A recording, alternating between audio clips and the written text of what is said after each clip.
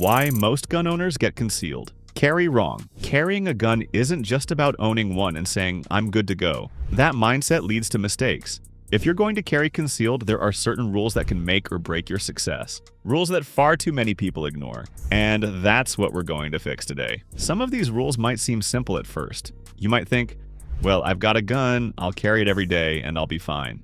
But the truth is, there's a lot more to it than just having a firearm on your hip. The little things, the habits, the gear, the decisions you make, those are what determine whether you're actually ready to protect yourself or just going through the motions.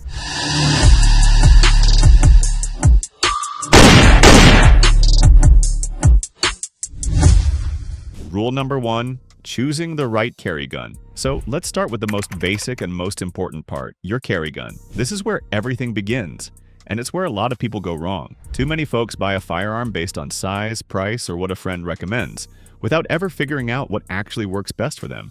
That's a problem. The right carry gun isn't just about how small or lightweight it is. It's about how reliable it is in your hands.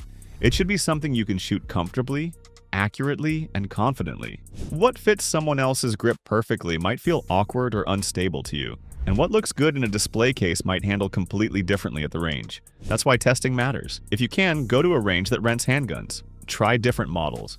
Pay attention to how they feel when you draw, aim, and shoot. Look for something that balances well, doesn't fight you on recoil, and gives you consistent shot placement. A good carry gun should feel like it belongs in your hand, not like you're wrestling it every time you squeeze the trigger. Because when you're under stress and every second counts, your gear can't be a distraction.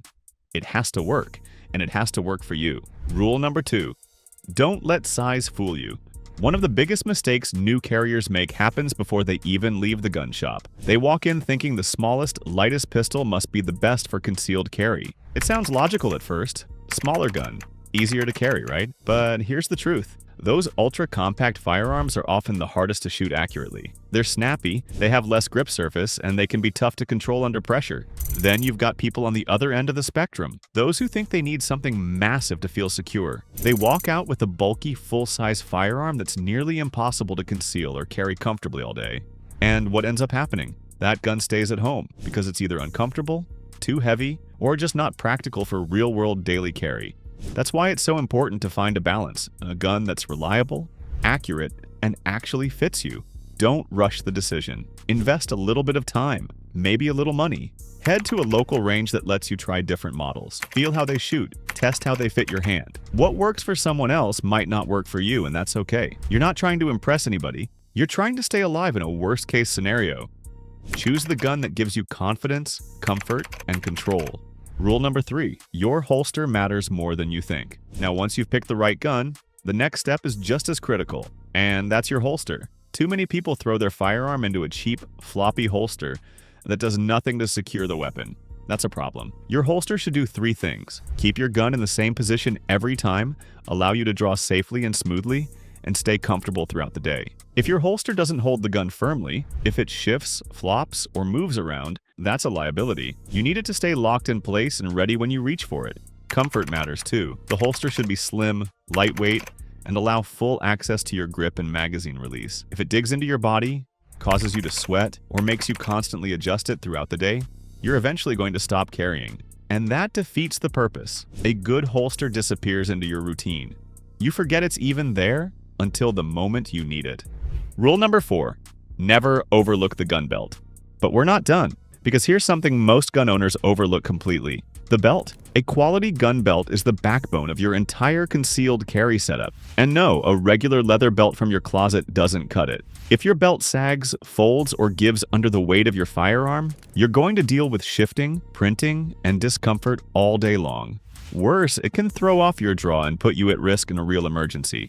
What you want is a sturdy, purpose-built gun belt, something with structure. It should hold your holster in place and support the full weight of your firearm without sagging or leaning to one side. Adjustable belts are even better because you can fine-tune the fit throughout the day, especially if your clothing changes or you're moving between sitting and standing often. When your belt, holster, and gun all work together, carrying becomes natural. Nothing shifts, nothing sags, and most importantly, you're ready when it counts. Rule number 5, understand the legal aftermath. Here's something that doesn't get nearly enough attention, even though it's one of the most important parts of carrying a firearm. If you ever have to use your gun in self-defense, the moment the threat ends is not the end of your problem. In fact, for many people, that's when the real fight begins. Every year, somewhere between 500,000 and 3 million Americans use a firearm to protect themselves. But most of those incidents never make headlines. In a lot of cases, just showing the firearm is enough to stop the threat. No shots fired, no dramatic news stories, no arrest. But sometimes it does go further. Shots are fired, someone is injured or killed, and now the person who defended themselves is thrown into a legal storm they never expected. That's the part most gun owners aren't ready for. Because even when you're completely justified, even when you did everything right, you could still end up facing criminal charges, civil lawsuits, or both.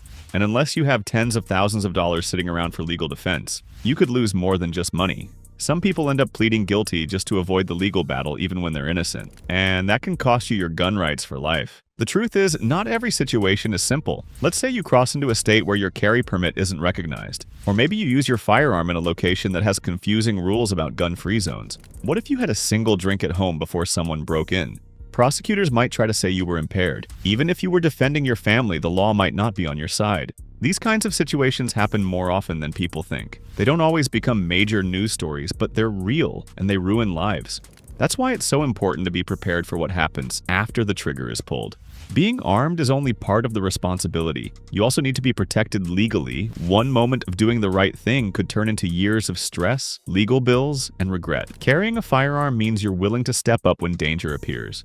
But protecting yourself also means preparing for the legal aftermath. Don't wait until it's too late to think about that side of things. Too many gun owners do, and they never see it coming. Rule number 6. Don't rely on random ammo. Now let's shift gears to something a little more obvious, but still often overlooked. And that's your ammo. Because let's be honest, a gun without ammo is just a fancy paperweight. And unless you plan on throwing it at a threat, you'd better be loaded with something that actually works. For self-defense, you want to carry high-quality hollow points. Not just any random rounds, but something that's designed to expand properly and stop a threat efficiently. Expansion without penetration is useless, and penetration without expansion can be dangerous. The goal is to find ammo that strikes the right balance. Enough energy to reach vital organs, but not so much that it blasts through and endangers others. Hollow points come in different weights and grain sizes, and they all shoot a little differently. That's why you can't just buy a box, load it up, and call it good. You need to train with it. You need to make sure it cycles properly through your firearm and that your accuracy stays consistent. It might cost a little extra to practice with carry-grade ammo, but it's worth every penny when your life is on the line. Even shooting one box can make a difference. You'll get a feel for how the round performs and you'll know whether your gun feeds it smoothly. Some guns can be picky based on how their feed ramps or magazines are designed. So don't assume your firearm will eat any hollow point without issue and test it first. It's a small investment that could save your life. Rule number 7. Always carry a spare magazine.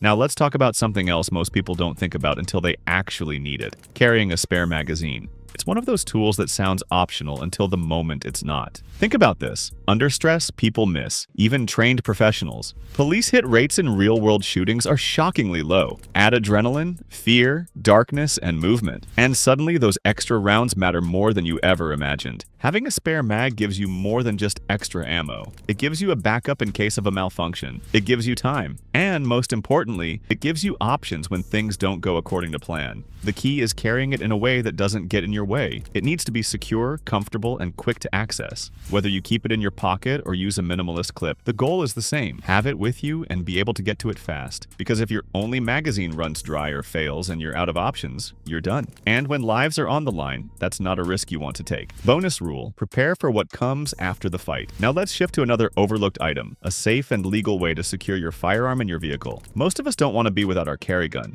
but there are situations where you simply can't take it with you, entering a restricted building, courthouse, or secure zone. Leaving a gun loose in your glove box or under the seat is a huge risk. If someone breaks into your vehicle, you don't want to be the reason a criminal ends up with a stolen firearm. That's why having a dedicated, lockable safe mounted inside your car is a smart move. It doesn't need to be fancy. just fast, secure, and bolted down. It keeps your firearm protected when you're forced to leave it behind, and it helps ensure that gun never ends up in the wrong hands. Bonus rule: always carry a basic trauma kit. Next up is a piece of gear that deserves way more attention. A basic medical kit with a tourniquet. Whether it's a gunfight, a car crash, or a random emergency, having the ability to stop bleeding can mean the difference between life and death. And here's the thing: you don't have to be a medic to make a difference. You just need the right tools and a little training.